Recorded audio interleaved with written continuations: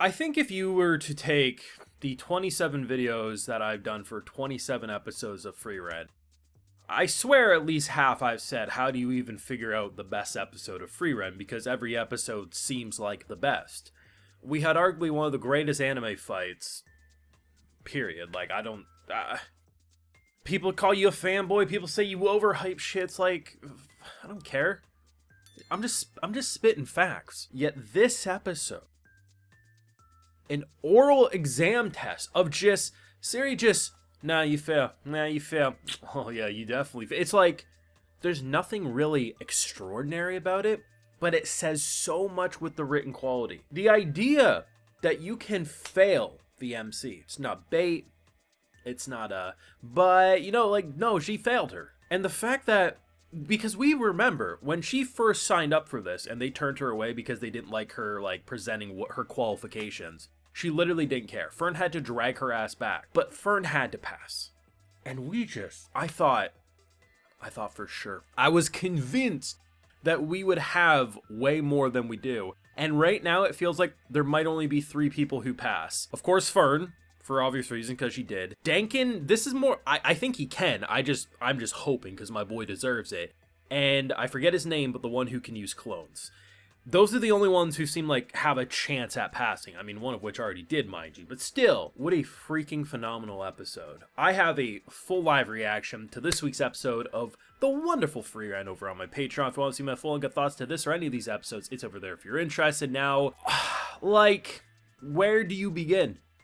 The idea that the first 5 minutes or so are some of the sweetest shit you're gonna see, and it just really flexes the mother-daughter dynamic between Frieren and Fern, and then the rest is just going. Hell, I've said it in previous videos, I thought because of how many episodes are left, the only thing that would make sense was either a written test or like an oral like interview of some sort. Like, otherwise, like, what else is it? I just never even crossed my mind that Siri would pop up and be like, bitch, you passed too many people. If she wasn't there, then ultimately, you know, a third might have made it. But I actually disagree, because the only reason the end boss was as strong as it was because Frieren was a part of the group. So the people who passed deserve to pass, because if had Frieren not taken this test, I mean, the worst person we would have fought would have been, I don't know, Sense, right? Like, and we already saw that Ubel was able to kill, right? I guess she's another one who might end up passing, I don't know. But I feel like she's too much of a psycho that she might not pass her. I don't know. So maybe there's 4 characters. I don't know. I give up on trying to say for sure I know what's gonna happen. But either way, right? I love the fact that because we destroyed Fern's staff during, I think it was the initial impact when she got thrown against the wall.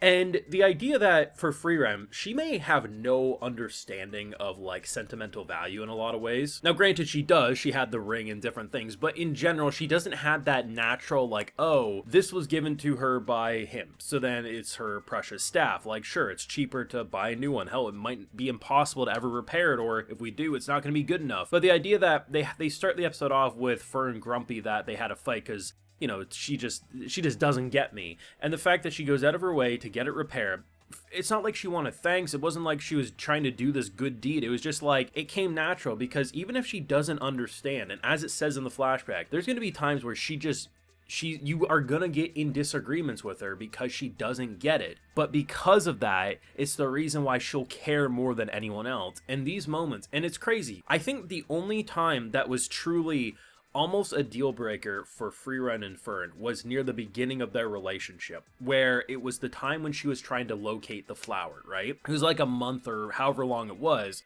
and Fern was very upset because for a human, life and time is precious. We don't get thousands of years like an elf. And every point after that, she has valued Fern's time. Hell, she was willing to leave the ring in that forest that she values so much to not waste Fern's time. These moments do so much for characterization, and it's absolutely phenomenal. The fact that, seriously, a 6-minute scene can be that impactful, I honestly think that's my favorite stuff in this episode, if I'm being honest, and everything else is just the added bonus.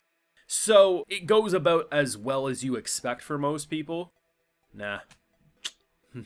You wish. Nah, it's very blunt to the point. And I love the idea that, you know, she already made up her mind about Frieren before this happened, and she made up her mind about Fern. The issue is that Frieren understood, I don't care about passing, and you can't say no to Fern. She's too talented. And the idea of how they passed her was so interesting because, you know, we obviously afterwards we get the little flashback of like, hey, the same reason that she will pass me no matter what I say, or fail me no matter what I say, she'll pass you no matter what you say. So the idea of her being able to tell the way the line kind of moves, something that really not many people can notice, and the fact that she turned her down like Frieren's my master, I just love that stuff. And I think the people who do pass are going to have a very different way of passing in terms of how they respond to things.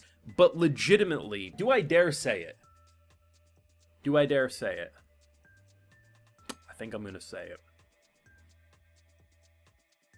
Should Frieren get a full anime adaptation, okay? A full one. When the manga's all said and done, we get consistency like this.